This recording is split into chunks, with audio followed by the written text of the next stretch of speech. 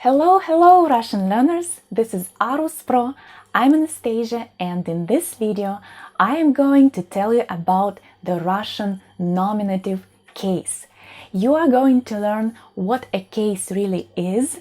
We are going to talk about the meanings of the nominative case, and I am also going to tell you how the Russian nominative case is different from the nominative case in other European languages. So watch it till the end, it will be very useful. Let's achieve it!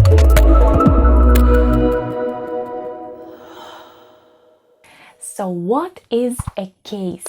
Everyone is scared of Russian cases, but what is it really, a case? If you are my subscriber, you already know what a case is in Russian, because you have already watched the video I made about the Russian cases. If you haven't watched this video yet, please follow the link here and watch it. And now I'm going to tell you that a case in English, it's an English word, right? So the English language actually did a very good thing for you learners. If you are an English speaker and you use the word case, this is very good for you, because the word case means a situation, right? Some circumstances. A case, when you say this is a difficult case, so it's a number of situations or some amount of circumstances that you take into account. So a case is a situation, and in Russian, every case or every situation is reflected in the language, is reflected in the ending of the word. And today we are going to look at the very first case in Russian, the nominative case. Nominative. Does this word ring a bell for you? If you are a speaker of any European language, particularly of any language that has Latin as its ancestor, for example, English, French, Spanish, you probably noticed the Latin root in this word, nominative. The root means name.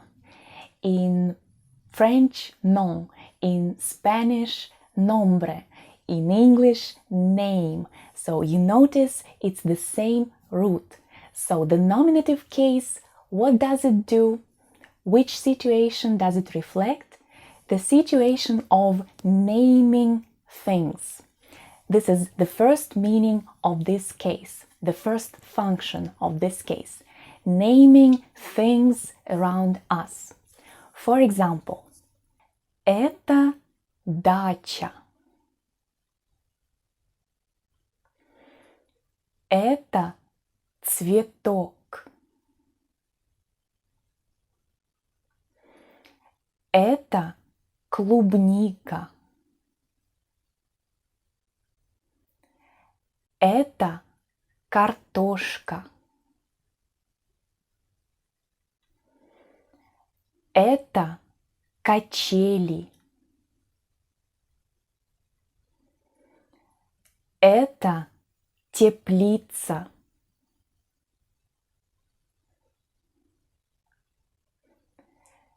Это кот.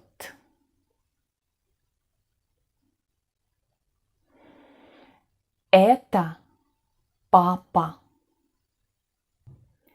The second meaning, saying that something is here or there. For example, здесь картошка, а там клубника.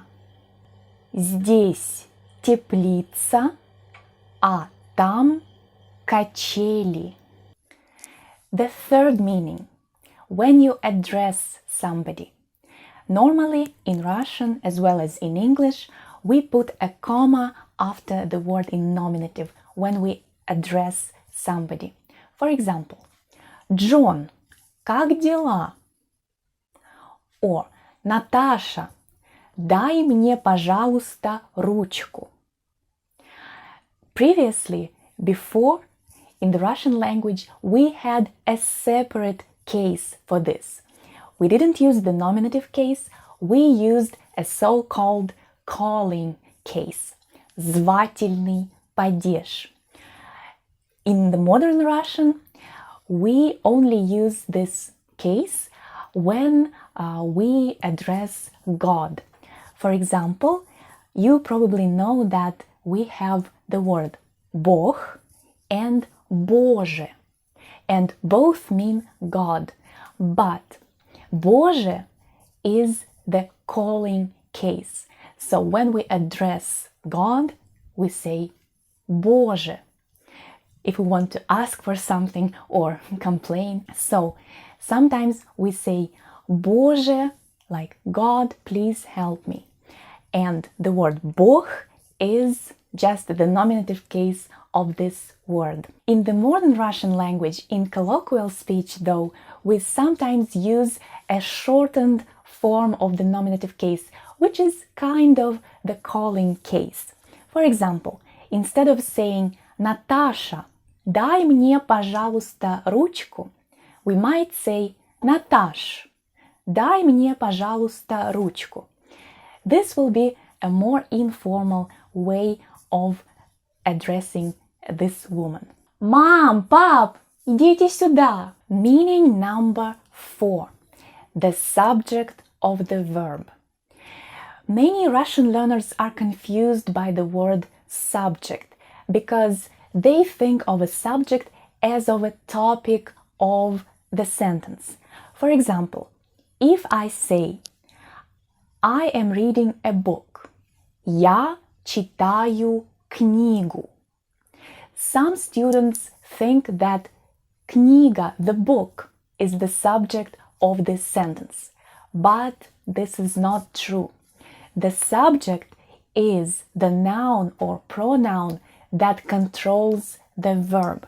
So if I'm reading the book, I am the subject of this sentence. So please bear in mind this difference. The subject as a topic of a sentence or a text, and the grammatical subject, something that controls the verb ending, the doer of the verb. And in this role, we again see the nominative case.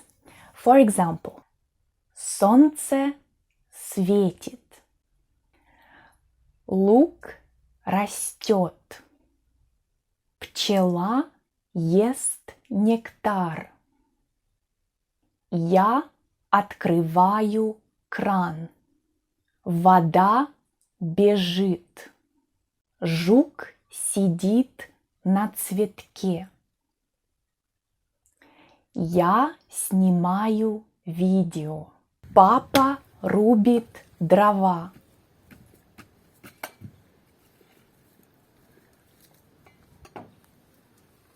Now, I promised you to tell you about the difference of using the nominative case in Russian and, for example, in English. There are some cases, some situations, some sentences where the English language uses the objective case and the Russian language uses the nominative case. For example, I have an apple. У меня есть яблоко. In English, I am the subject, have is the verb, and the apple is the object. Standard word order, subject, verb, object. But in Russian, the apple is the subject of the sentence because it controls the verb to be, есть. Literally, we are saying, in my world, in my universe, exists an apple. I like the weather. Мне нравится погода. Again, in English, a standard word order, subject, verb, object. So the word weather is the object of the sentence. In Russian, we are saying the weather is pleasing to me. So the weather becomes the grammatical subject of the sentence. Remember, the subject of the sentence is not the topic of the sentence. The subject of the sentence is the word that controls the verb. So here, погода нравится мне. The word погода controls the verb нравится. I have a separate video about the difference between English and Russian in terms of word order and subject-object positions, roles of the words. So again, I'm going to leave the link to this video here. Please watch it to learn more about this difference. So now you know about the main meanings of the nominative case. So a number of situations where we use this case. And how do you identify the nominative case in the sentence? Of course, as I said before, it's the word that controls the verb.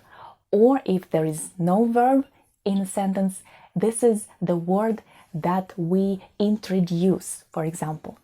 So, how do you identify if it's the nominative case of this word or not? You always look at the ending of the word. And the nominative case is also called the dictionary form or the basic form of the word. It is a form that you can find in a dictionary. So the very basic form of any noun or pronoun. For example, цветок, лук, жук, дом, кран, компьютер, телефон. All these nouns end in a consonant. And this is the first group of Russian nouns. These are the nouns of the masculine gender. Masculine nouns always, well, not always, but most of the time end in a consonant. So if you see a single consonant at the end of a noun, it is masculine gender. The feminine gender. Картошка, клубника, вода, дача, бабочка, пчела, деревня, яблоня. Have you noticed something? Nouns that end in the sound a.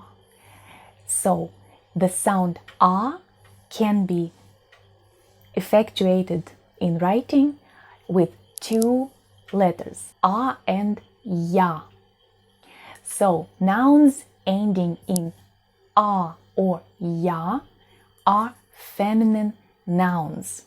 And please pay attention to the fact that not only animate nouns have gender in Russian, like пчела or бабочка, but also inanimate nouns. Of course, the gender of inanimate nouns is just grammatical. You don't know, how can you tell if a strawberry is male or female, or summer house, dacha, is male or female? You can't tell that, right? It's just looking at the ending, people put the nouns into certain groups, and nouns that end in a or ya are in the feminine gender group. That's just something you need to accept and start using. Exception is papa and all the nouns ending in a and referring to male persons, like papa, дедушка, дядя, and male names Sasha, Pasha, Vanya. So, of course, you know that If a noun refers to a male person, of course, it's masculine. This is pretty obvious. Next gender is neutral. Яблоко, солнце, окно, кафе, метро, and so on. So, nouns ending in o or ye are neutral. Every Russian noun is born a certain gender. For example, if the word dacha was born feminine, it will stay feminine. It will never be Dutch or something like that. If the word dom was born masculine, it will always be masculine. In the nominative case, well, in all other cases too, but it will change its ending, but not because it's changing its gender, because it's changing the situation it's in. But the gender is like the red thread in the Russian language. So please be careful with it. Make sure you know the gender of the noun before starting using it in your speech. And of course, nouns in the nominative case can be singular or plural. For example, цветок, цветы, жук, жуки, бабочка, бабочки, окно, окна, облако, облака, здание, здания. So you see that for most feminine and masculine nouns, the plural ending is y or e. And for neutral nouns, the plural ending is a or ya. So that's pretty much it about the nominative case, and I have a homework assignment for you. Please write 3 sentences where a noun in the nominative case is the subject of the verb. So I'm looking forward to your sentences in the comments. Please give me a like if it was useful, and if you're not subscribed to my channel yet, please subscribe for more useful videos about the Russian cases and not only about cases. Thank you very much for watching. Увидимся. Пока-пока.